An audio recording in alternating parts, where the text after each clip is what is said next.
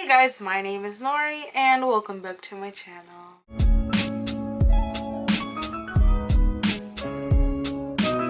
So today we are going to be talking about my Blackathon TBR for February. If you didn't know, you're probably late to the party since we've been doing this in school. February is Black History Month. So there's a bunch of readathons out there, but specifically there is Blackathon, which is centered on celebrating Black authors and literature. So this readathon is hosted this year by Lauren from The Novel Lush and Jesse from Bow Ties and Books. I'm going to be participating in a couple TBRs, but this one's going to be the main one that I'm going to be focusing on completing all of the books.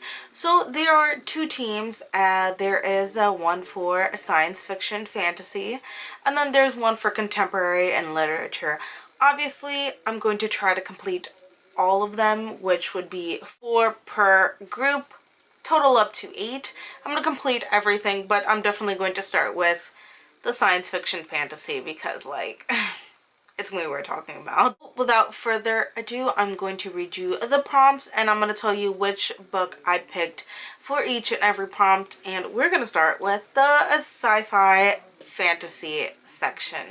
So the first prompt, it is Janelle Monáe's with the LGBTQIA plus book with a Black protagonist. So my pick, it is Pet by Akwaeke Emezi. So in the story, we follow Jam, which Jam is a transgender female, and we follow her in the town of Lucille.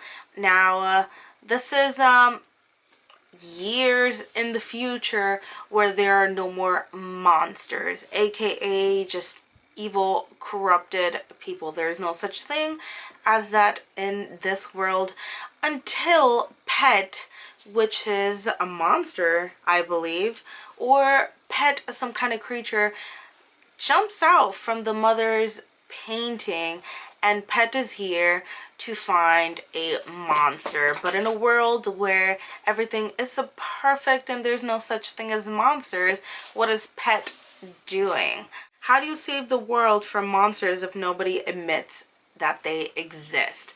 That just sounds so freaking good. Pretty sure a lot of people have already talked about this book and they said that the writing was excellent, so I cannot wait to read this book.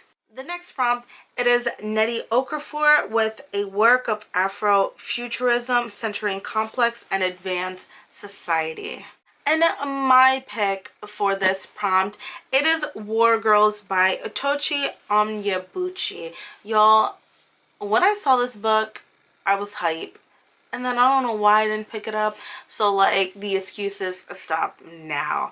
So, pretty much, it says, 2 sisters are torn apart by war and must fight their way back to each other in a futuristic Black Panther-inspired Nigeria. Do I gotta say any more? Because if you were not hype for that sentence right there, I don't know what to tell you. Next prompt, it is David F. Walker with a science fiction or fantasy comic / graphic novel by a Black author with a Black protagonist. So my pick for the prompt, it is Moon Girl and the Devil Dinosaur. So we have Lunella Lafayette, who is the smartest, actually I dare say that she's the smartest inhumane character in the Marvel universe, and she's only a preteen. She is on the lookout for some type of gadget when this prehistoric dinosaur gets transported to her time, and she teams up with the dinosaur to fight crime in the city. I know it sounds weird, but like, why not? And the last prompt for the team science fiction and fantasy, it is Danielle Clayton with a science fiction fantasy book with a cunning and ambitious Black protagonist. And the book that I picked for this prompt, it is Kingdom of Souls by Brenna Barron. Now, this book was hype when it first came out. Why haven't I read it? I don't really know. But this follows, I believe the character is Ara, It's Arrah, and she is born into a magical family. But the thing is that she is getting older and she still hasn't developed any powers. So when this demon king is stirring and she doesn't have any magical powers, she decides to make this deal, which is kind of forbidden because you don't play with dark magic like that.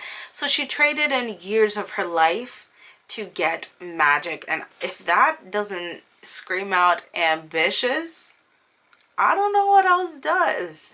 Like, she is asking for trouble.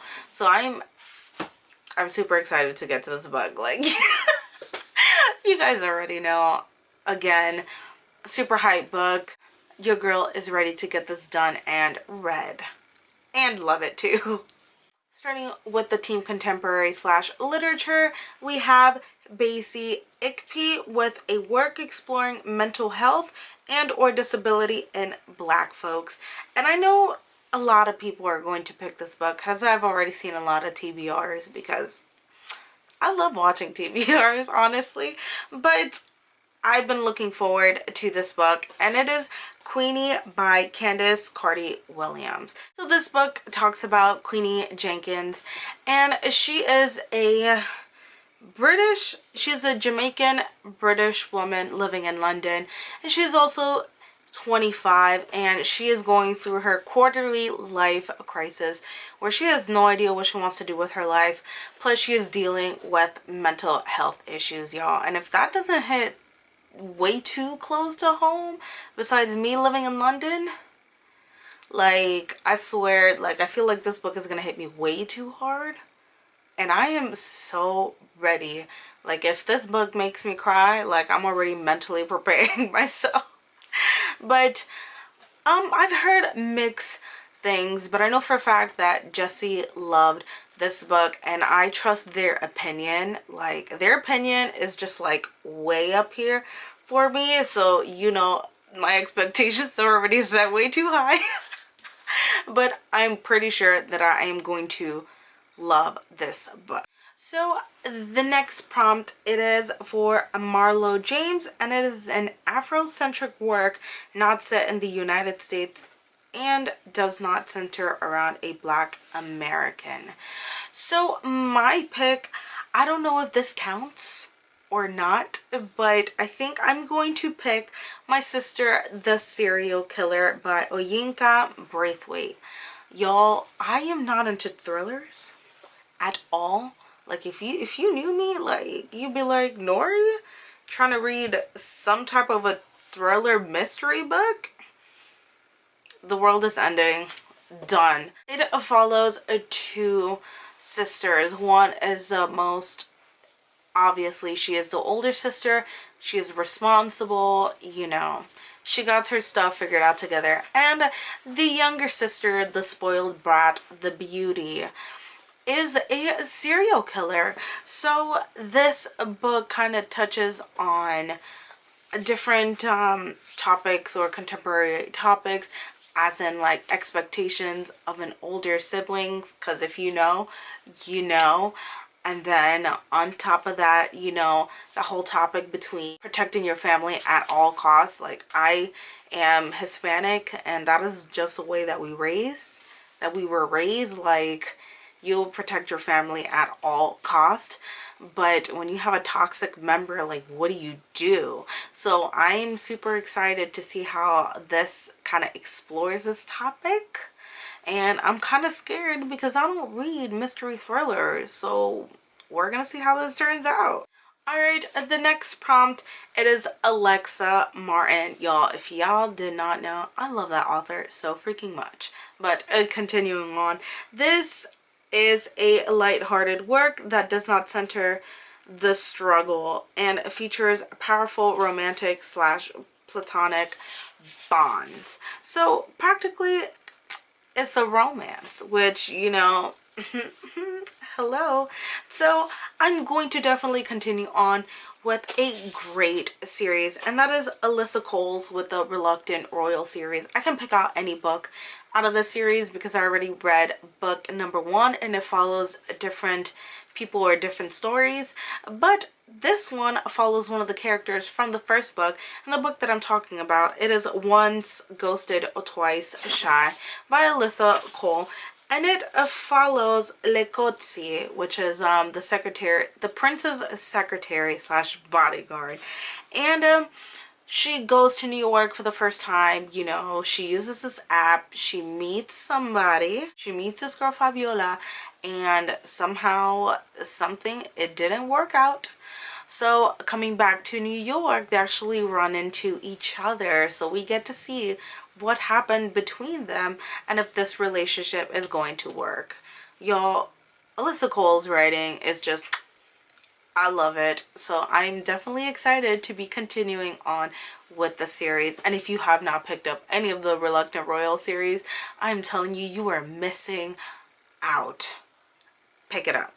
Alright, and the last prompt, it is Akwaeke Emezi with a work where a Black protagonist challenges preconceived notions of Blackness and what Black means, aka a Black revolutionary character. And what way to not, you know, celebrate this prompt with Angie Thomas on the come up, y'all. Everybody knows Angie Thomas. We all love The Hate U Give. That was just an incredible book. The fact that I have not read On the Come Up yet is crazy, but it's going to get done. Super excited, like all of the rest of these books. But this talks about 16-year-old Brie. She is in high school, and obviously being Black in America is not easy. It comes with so many struggles. So I believe something happens in the school that they kind of profile her because she is Black, and she makes this rap, and she makes it into music, and it kind of just blows up from there. I believe that's what it happens, because I read the synopsis and it's super vague, which is a good thing, but everybody knows Angie Thomas. So I'm super excited to be reading this book and hopefully having it on my collection, on my bookshelf very soon. Alright y'all, and that is all of the 8 books that I plan to read February for Blackathon. Be sure to check out everybody's TBR and go check out the creators announcement videos. Now there are so many things going on Twitter, which we are having movie nights every Friday, which, you know, your girl cleared her schedule. I said this on Twitter and I really meant it. Like, I'm not doing nothing on Friday except talking with y'all and watching movies and eating junk food. Like, set, done. And then I know there's prompts for Instagram as well. Like, it is super involved, and this is an incredible readathon which was thought out beautifully, and everybody is included. So again, thank you so much for watching my channel, and I do hope that you are participating in this readathon. So I hope that you guys get a lot of diversity in this month, and then when you start seeing everybody's wrap up or everybody's TBR, you get your TBR for the rest of the year, y'all, because diversity is not just in this month, but it has to be every single month. Since we're celebrating Black History Month, do not forget to add all of the diversity this month, or some. Just, you know, be involved, stay woke, y'all, and stay safe. So thank you so much for watching my channel. I love you guys so much, and I really do appreciate the support. And if you have any comments, questions, concerns, or just video ideas, do comment down below. I love talking to you guys. And if not, catch me on Twitter, mostly on Instagram, because Twitter is a mess, y'all. So thank you for watching. I will see you guys on the next video. Bye.